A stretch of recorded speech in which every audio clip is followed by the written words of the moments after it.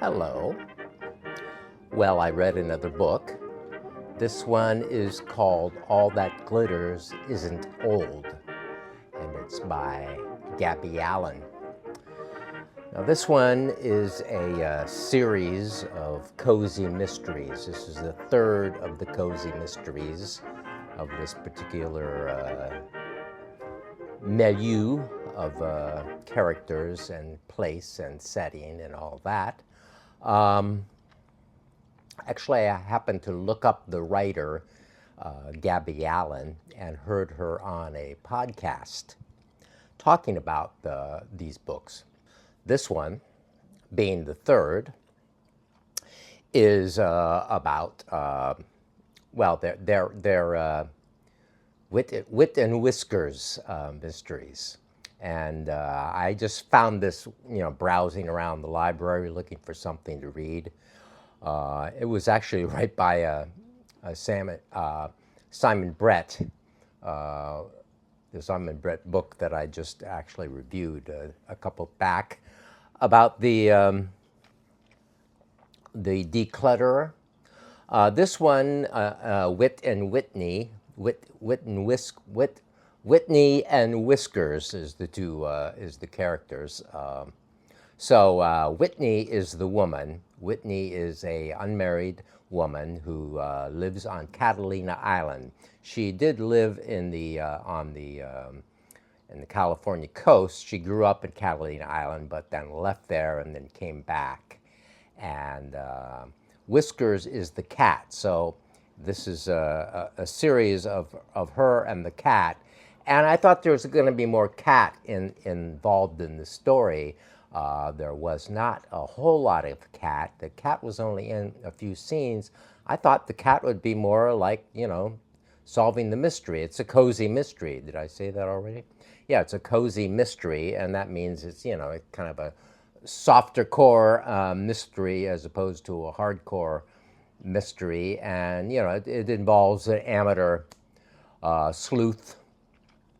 In this case, Whitney, who has a little shop in Avalon in Catalina Island.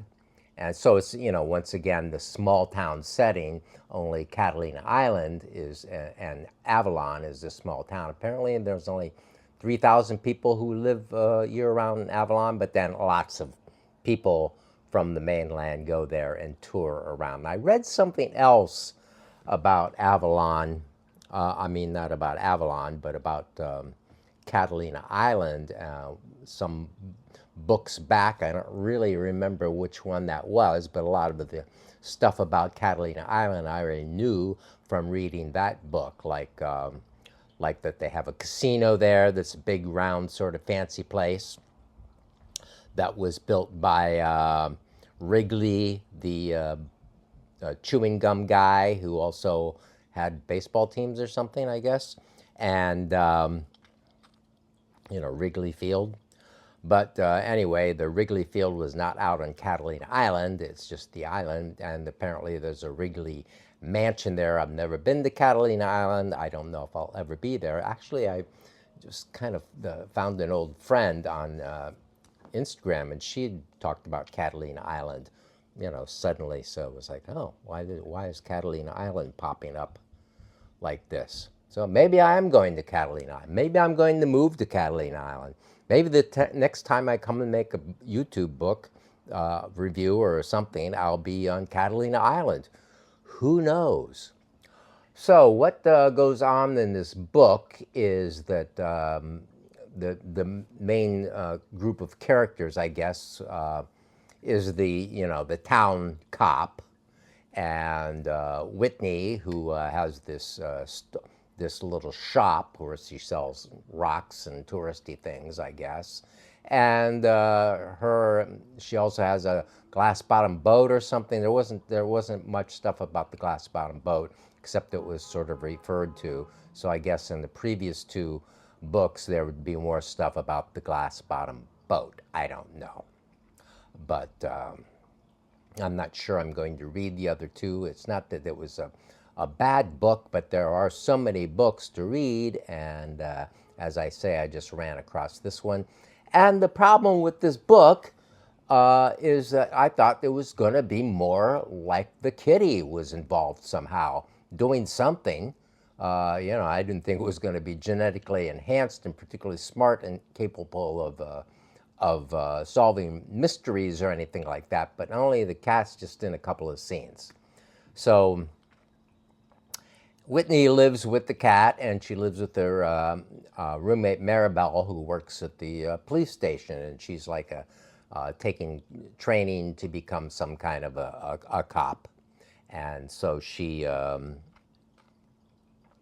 what is involved in the mystery? She has a grandmother. Apparently, her parents both skedaddled from the island and left her there to be raised by her grandmother, Goldie. So Goldie's a colorful type figure, kind of bossy, and people do what Goldie wants. And so Goldie is sort of, this sort of matriarchal grandmother of Whitney. And so what happens is there starts out with this funeral in the beginning, and it's this guy Darren's mother, and Darren has come back to the island with his male companion, and he's like 70 years old, so he's around the same age as the mother Goldie, and his father is still living, so they're all at the funeral out there in the country, out there at the funeral at the graveyard and so forth. And this car comes barreling up from somewhere and runs into the casket and tips over the casket.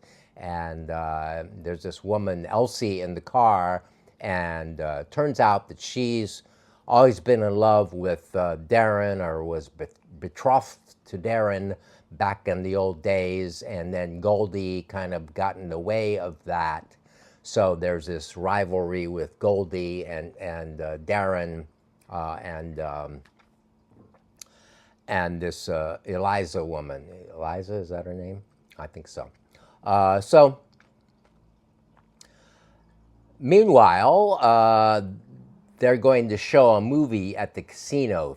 So we go to the casino and getting ready for the movie, and all of a sudden, the boyfriend of Darren falls from a great height above the stage and lands right beside Whitney in a bunch of ribbons or something that she's using to attach for decorations, and he's dead, or dies from falling, or anyway, he's dead.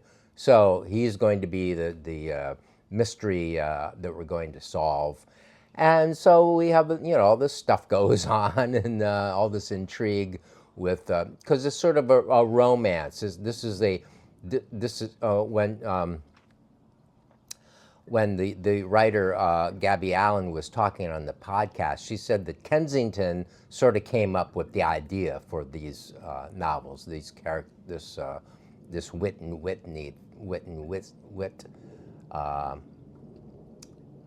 Wit and Whiskers series of novels. So I guess Kensington, drives a lot of these, sort of romantic,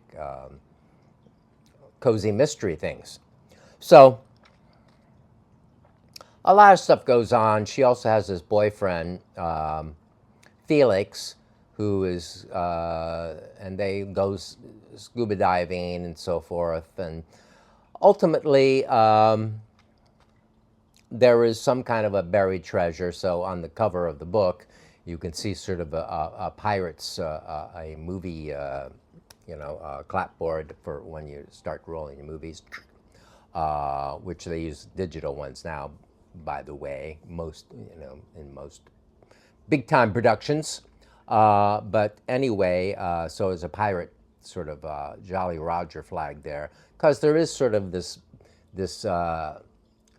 mystery that involves treasure and treasure maps and a cave and stuff in the cave and secret doors and all this stuff. So ultimate, my ultimate decision on this was, it was pretty good. I was kind of in a weird space where I was reading it, so I kind of like zipped through it at the end because I actually wanted to leave. I'm at a cat sitting place now, and I wanted to leave the book at the library and not have to haul it up here because I have other books that I brought up with me for the over Christmas cat sit that I'm involved with. So yeah, there wasn't enough whiskers. There was an animal that entered into the story much more than the kitty, and that was oddly enough. There's here at the cat sit there is a octopus, a plushy, a stuffed octopus. It's not a real octopus. You can see it's a pretend octopus, but because the animal that ended up assisting in the case here ended up being a octopus that Whitney and Felix came upon when they were diving, doing their exploring, and ultimately it's all wrapped up in this sort of plot that goes on for years and years into the past, and with the father and the mother who has passed away, and so it was it was okay. I enjoyed reading the book. It was entertaining, cozy mystery people. It's kind of out of a genre for me. Well, I don't really have a genre. I sort of read generally, I guess. So I've been kind of reading something dark and nonfiction, and then reading something a little more lighter, and this involved the lighter section of my reading, and it was pretty good. If you like the romance, my roommate, my landlady, who is 80 years old, she read it, and she liked it. She's more of a crime fiction genre fan than I am. She has a whole bunch of crime fiction novels in the apartment. So she liked it pretty much, and took down the name of the writer, and thinking that she would read other of her books. And so, where I might not, but, as I said, I'm kind of a general reader. So that's basically the Wit and Whitney, Wit and Whiskers mystery number 3. All that glitters isn't old. Yeah, there's a lot of old people in this. Like there's the 70-year-old Darren, and then his father is still around, and he's involved, and they're running around doing stuff. So there's Goldie the mother, and the father of the Darren guy. So it has a certain number of late boomer people in it. So I don't know if these sorts of books are more read by people my age and up, or what. But seems like they're largely books that maybe more would appeal more to women, and I think women read more than men generally. Anyway, maybe do they? Maybe I don't know. So that is All That Glitters Isn't Old, and by Gabby Allan, and we'll talk to you another time.